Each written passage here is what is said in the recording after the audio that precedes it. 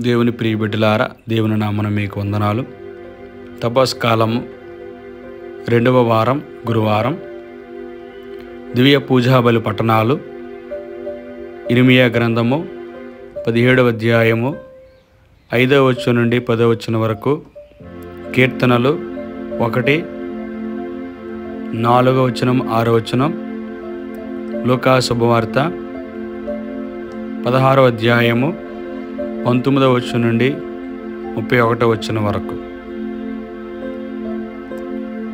నరుని నమ్మువాడు శాపగ్రస్తుడు, ప్రభువైన దేవుని నమ్మువానిని దేవుడు దీవించును. మొదటి పట్టణము ఇర్మియా గ్రంథము 17వ అధ్యాయము 5వ వచనం నుండి 10వ వచనం వరకు.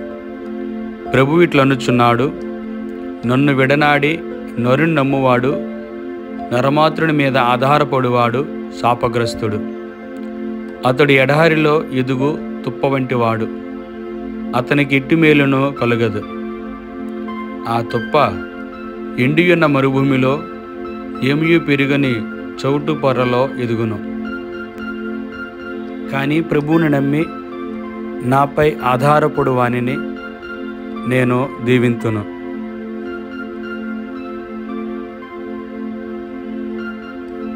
అతడు ఏటి ఒడ్డున నాటబడిన చెట్టు వలె నుండును, అది ఎదుగుచు నీటి చెంతకు వ్రేలు చూపించును. అది బెట్టకు భయపడదు, దాని ఆకులు పచ్చగా నుండును. వానలో కురువుకున్నను దానికి చింత లేదు, అది ఎల్లప్పుడూ పండ్లు కాయచుండును. హృదయము అన్నింటికంటేను మోసకరమైనది, దాని రోగము కుదర్చలేము, దానిని ఎవడు అర్థము చేసుకొనగలడు? నరుని ప్రవర్తన బట్టి వాని క్రియల ఫలము చొప్పున ప్రసాదించుటకు ప్రభుడునైన నేను హృదయమును పరిశీలించువాడను, అంతరింద్రియములను పరీక్షించువాడను. ఇది ప్రభుని వాక్కు. సర్వేశ్వరునికి వందనములు. నీవు సకల సంపదలను అనుభవించుచుండా లాజరు అష్ట కష్టములను అనుభవించెను. నీవు ఇప్పుడు కష్టపడుచుండా అతడు సుఖపడుచున్నాడు. సువిశేష పట్టణము పునీతు లూకా గారు వ్రాసిన సువార్త 16వ అధ్యాయము 19వ వచనం నుండి 31వ వచనం వరకు. ఆ కాలములో యేసు పరిసయ్యులతో ఇట్లనెను, ధనవంతుడు ఒకడు పట్టు వస్త్రములు ధరించి నిత్యము విందులతో వినోదములతో కాలము గడుపుచుండెను. అతని వాకిట లాజరు అను నిరుపేద పడి ఉండెను. అతని దేహమంతయు వ్రణములతో నిండుయిండెను.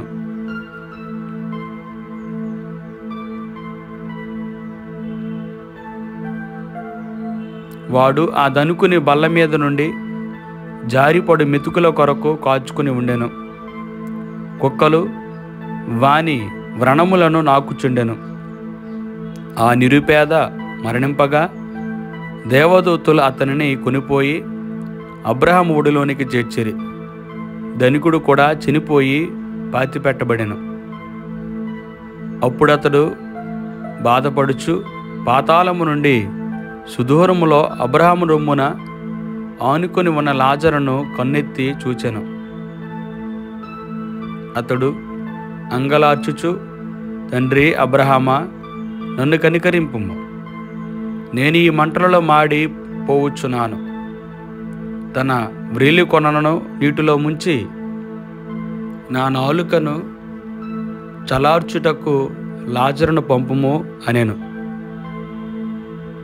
అందుకు అబ్రహాము, కుమారా, మరొకము, నీ జీవితములో నీవు సకల సంపదలను అనుభవించుచుండా లాజరు అష్ట కష్టములను అనుభవించెను. అందుచే నీవు ఇప్పుడు కష్టపడుచుండా అతడు సుఖపడుచున్నాడు. అంతేకాక మన మధ్య దాటుటకు వీలు లేని అగాధం ఉన్నది. అందువలన అచ్చటివారు ఇచ్చటకు రాలేరు, ఇచ్చటివారు అచ్చటకు పోలేరు అని పలికెను. అందుకు ధనవంతుడు, అట్లయినా నాదొక మనవి, నాకు 5 సహోదరులు ఉన్నారు, వారు కూడా ఈ ఘోర నరకమునకు రాకుండా హెచ్చరిక చేయుటకు లాజరును నా తండ్రి ఇంటికి పంపుము అనెను. అందుకు అబ్రహాము, వారిని హెచ్చరించుటకు మోషే ప్రవక్తలు ఉన్నారు, వారి హెచ్చరికలను ఆలకించినా చాలును అని సమాధానమిచ్చాను. అది చాలదు తండ్రి అబ్రహామా, మృతుల్లో నుండి ఎవరైనా వారి వద్దకు వెళ్ళిన ఎడల వారికి హృదయ పరివర్తనము కలుగును అని అతడు మరలా పలికెను. అందులకు అబ్రహాము, మోషే ప్రవక్తల హెచ్చరికలను పెడచెవిని పెట్టువారు మృతుల్లో నుండి ఒకడు సజీవుడై వారిని హెచ్చరింప వెళ్ళినను నమ్మరు అని ప్రత్యుత్తరం ఇచ్చాను. ఇది క్రీస్తుని సువిశేషము.